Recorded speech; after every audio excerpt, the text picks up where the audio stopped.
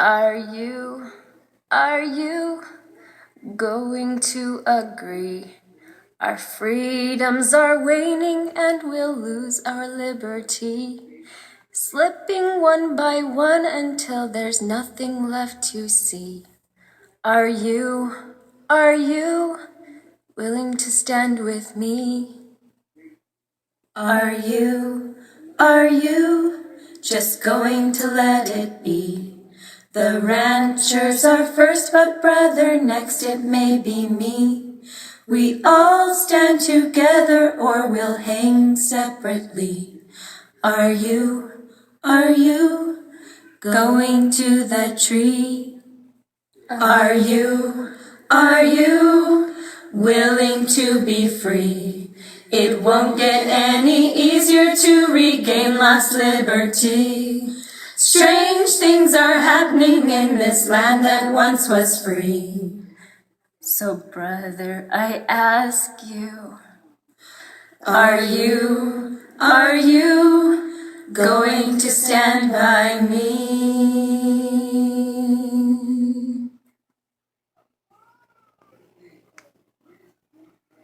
Okay, in this video, I think I'm going to entitle it, How God Has Prepared Me. Okay, to stand up for what's right, to stand up for truth, you got to expect to be attacked. It's going to happen, period. And I kind of wanted to go through and show some of the ways that I've tried to stand and the way I've been attacked through it. This isn't to make you feel sorry for me.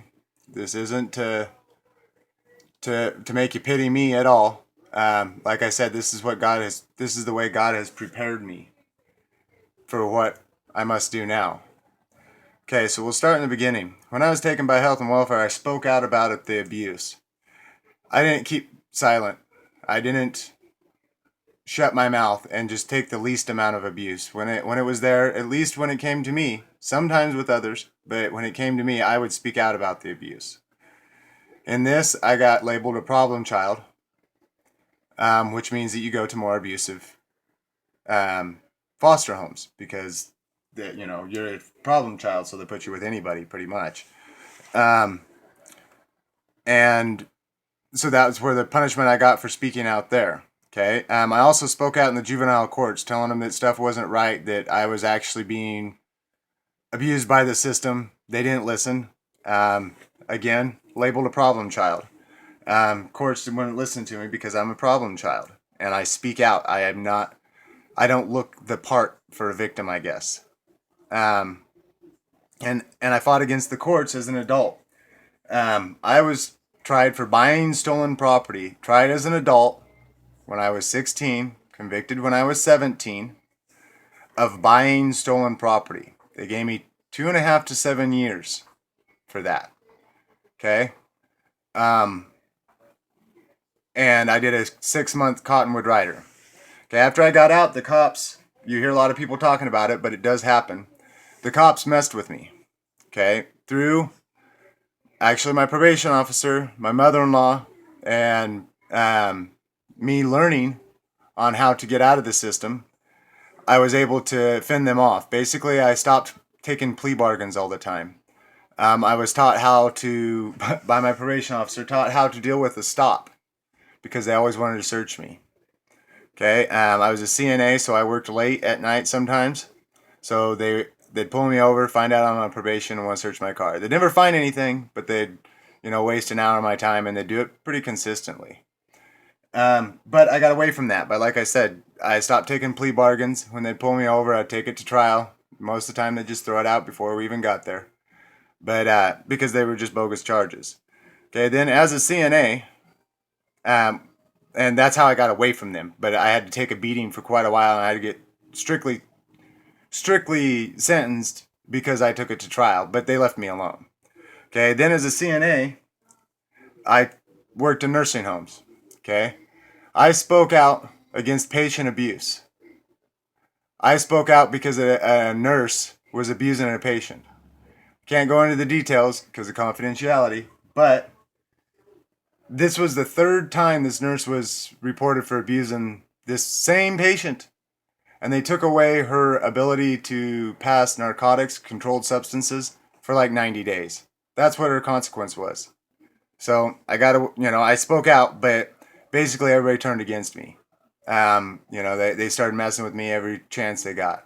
So I ended up quitting that, and I couldn't take it anymore. I couldn't keep silent. Okay. Then the banking industry. Okay. My house burnt down to the ground. Demolished it. Insurance, my mortgage company canceled the insurance. Chase Manhattan. Okay. Then we found out that those guys are all over the country. Okay. And they'd canceled our insurance, and that's a whole nother story. But by the end, we ended up losing our place that I'd bought when I believe I was 19 or 20 years old. And it was a trailer house, but it was like a brand new trailer house, and it was put on a foundation. Well, we were able to get, while we were fighting with the mortgage company, we were able to get another house put out there on a foundation. Okay. And this leads into the next. I had to fight the tax assessor because they told me I couldn't move that house because that house's serial numbers was different than the other house that burned down. And they got mad at me because I didn't tell them that the house burned down. I didn't know I was supposed to tell the tax assessor, but they got mad at me for that. So I had to basically tell them that I was going to move it. And if they wanted to give me the ticket, they could come Friday. If they wanted to actually do the inspection, they could come Thursday. So they came Thursday. The building department, as a contractor, I fought with them a bit. Most of the time, the building department we do all right with. We get along pretty well because we both just want it to be done right for the most part. Sometimes I've had some battles with them where they're telling me I'm doing something wrong and I know I'm right, so I have to call in bosses. And actually with that specific incident, that inspector got fired because he was wrong. And he caused a lot of damages because he backed up my concrete. But anyways, so I fought against them and won, okay? Code enforcement, city code enforcement, they didn't like the way my house was because the house was trashed and I ripped out the stuff and it was in the front yard. First letter I got from them, I was cleaning out the front yard. Had it halfway cleaned out because the house, there's rotten floors and stuff in it that I'd cut out. So me and them went rounds. Finally, what they rested on was that I had too many vehicles. I did have a lot of cars. But I've been in construction a long time, and the way I do it is I buy assets when I'm on the rise. Cars are a very good asset, especially when things are going up. People are buying brand new cars, and they're getting rid of their old ones for a song sometimes. So I buy them. Sometimes I got a little problem with them. I fix them. I park them. So that when I go through the downs, either I got another vehicle or I can sell the cars to make ends meet. Okay, anyways, I had 17 at the time. It was just past the bubble. I was starting to go down and was starting to sell the vehicles, but not that many of them. But they all ran. But anyways, they said I had to register them, which was completely wrong. And he lied about people complaining about me. And I put together a witness list of 23 people, including my mailman, to say that my vehicles did run and that they didn't have a problem with my property, that I was beneficial to the neighborhood. Okay, that actually changed city code. Now you can't just anonymously tell on somebody that's against city code. Their weeds are too tall. They got too many cars. You actually have to. They actually have to have someone who's complaining. And another thing, the guy he was kind of terrorizing the whole neighborhood with this stuff, making up false allegations, saying the other neighbors were calling on him. Anyways, that changed policy, and it also made him move because he could no longer go. By the end of it, he could no longer go on my property or any property my name was associated with, because he'd been notified that by the judge in open court that he could not step foot, and neither could any of the code enforcement. So they moved him out of that area and put in a new guy who came back very friendly, and friendly to everybody. So I actually helped the whole neighborhood in that thing. Okay, but I got 7 charges against me during that. I went to court like 10 times over that. Okay, but finally won in the end. They threw out all charges. Okay, Nampa City cops. They have raided parties, the Halloween parties and stuff we've had. I used to have a karaoke business. I had my equipment there. They raided it, saying it was an underage drinking party. They weren't even in their jurisdiction. We called the county sheriff. They came out and told them that this was not city and that they needed to leave. And there was no laws being broken.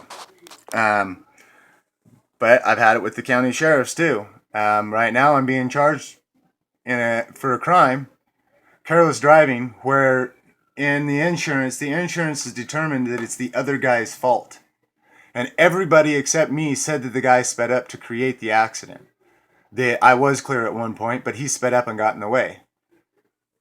They're still prosecuting me, and the prosecutor knows this because there's no restitution, so nothing was damaged. That's what they're saying. Okay, so because it was the other guy's fault, he hit my trash trailer. I don't care. I didn't file a claim. I'm not going to file a claim, even if the guy is dumb. I'm not going to file a claim for a trailer that I paid like $80 for. I mean, if I'd go down to a body shop, he'd probably charge $300 just to fix it. I'm not that type of guy. And his car was messed up. But anyways, they're charging me with stuff. Okay, and they won't let it go for nothing. I've showed them the facts. They won't let it go because I continuously stand. They want to knock me down. And when you stand, they come at you guys. Everybody. They come at you. Okay, CPS. I've been involved in CPS for almost 14 months now.